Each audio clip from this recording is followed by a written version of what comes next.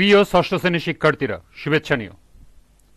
আজকে আমি তোমাদের বাংলা বিষয়ের নতুন বই আনন্দ পাঠ থেকে প্রথম অধ্যায় ৭ ভাই চম্পা এর অনুশীলনী থেকে বর্ণনামূলক উত্তর প্রশ্নের সমাধান করে দেব।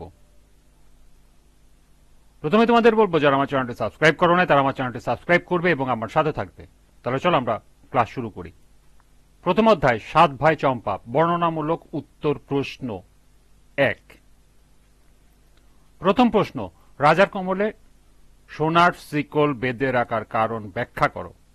দ্বিতীয় প্রশ্ন, হিংসা বিদ্বেষের পরিণাম ভালো হয় না, ৭ ভাই চম্পা গল্পের আলোকে ব্যাখ্যা করো। তো চলো এখন আমরা এই দুটি প্রশ্নের সমাধান দেখে নিই।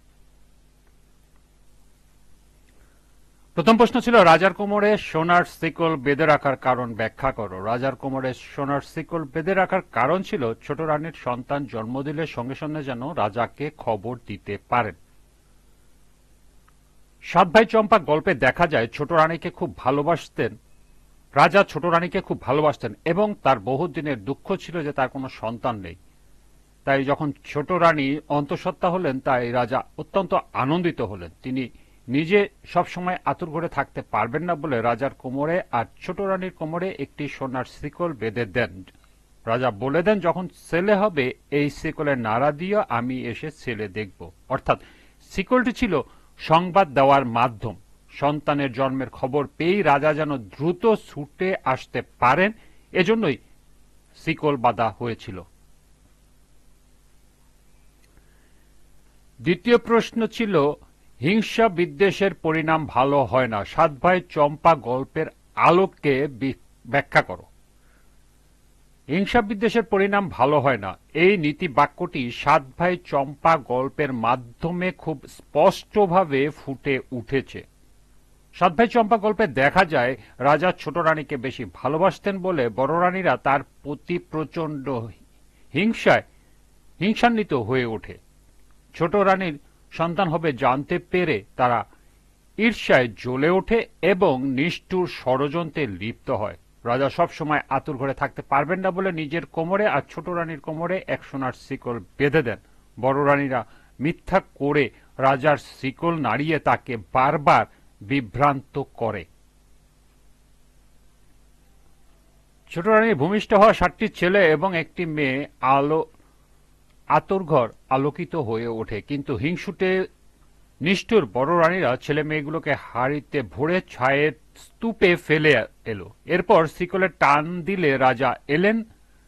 তারা রাজাকে কতগুলো ব্যাঙের ছানা ইঁদুরের ছানা এনে দেখালো। রাজা অগ্নিশর্মা হয়ে ছোট রানীকে রাজ্য থেকে বের করে দিলেন। বড় রানীরা তো মহা আনন্দে দিন কাটাতে লাগলো। ওদিকে ছোট রানী দাসী হয়ে পথে পথে ঘুরতে লাগলো। এই হিংসা ও বিদ্বেষের ফলে রাজ্যে অশান্তি নেমে আসে। রাজা সুখ হারান, রাজপুরী শূন্য হয়ে যায়, বাগানে ফুল ফোটে না, পূজাও বন্ধ হয়ে যায়। অর্থাৎ বড় রানীদের কুকর্মে শুধু ছোট রানীই নয়, পুরো রাজ্যই দুঃখ ও অকল্যাণের মধ্যে পড়ে যায়। রাজপুরীতে ফুল শূন্য হয়ে পড়লে মালি নিত্য পূজার ফুল আনার জন্য পাশকাদার ওপরে ৭ ভাই আর এক পারুল আনতে যায়। ৭ চাপা ও এক পারুল ফুল আনতে যায়। চাপা ফুলেরা এক একজনের নাম ধরে বলেছে, আগে আসুক তবে ফুল দেব, এবং প্রতিবারই তারা উপরে উঠে যাচ্ছিল যাতে সত্য ঘটনা প্রকাশ পায় এবং তাদের প্রকৃত মা ছোট রানীকে রাজা চিনতে পারেন।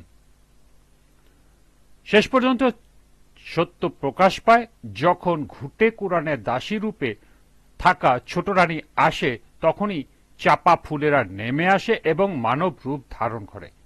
চাপা এবং পারুল ফুলের মাধ্যমে ৭ ভাই ও এক বোনের পরিচয় সামনে আসে। রাজা সবকিছু বুঝতে পেরে কাঁদতে থাকে।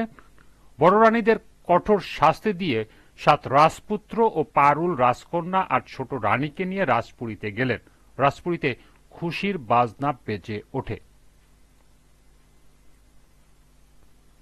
সুতরাং বলা যায় বড় রানীদের হিংসা বিদ্বেষ তাদের নিজেরাই নিজেদের সর্বনাশ ডেকে আনে। এই গল্প আমাদের শেখায় হিংসা ও বিদ্বেষ মানুষকে অমানবিক করে তোলে এবং তার পরিণাম কখনোই ভালো হয় না। শেষ পর্যন্ত সত্য ও ন্যায়েরই জয় হয়। এ ছিল এই দুটি প্রশ্নের সমাধান। এখানে প্রথম প্রশ্নটির জন্য নাম্বার থাকবে 3। তোমাদেরকে মান বন্টনটা দিয়ে দিচ্ছি। এখানে একটি প্রশ্ন থাকবে যার পুরো নাম্বার থাকবে 10, তার ভিতরে ক অংশের জন্য থাকবে 3 এবং খ অংশের জন্য থাকবে 7। অর্থাৎ তোমাদেরকে খ অংশটা অবশ্যই একটু বড় করে লিখতে হবে। এ ছিল বর্ণনামূলক প্রশ্ন উত্তরের 1 নম্বরের সমাধান। আজকের ক্লাসটি এ পর্যন্তই। পরবর্তী ক্লাসে 2 নং প্রশ্নের সমাধান করে দেব।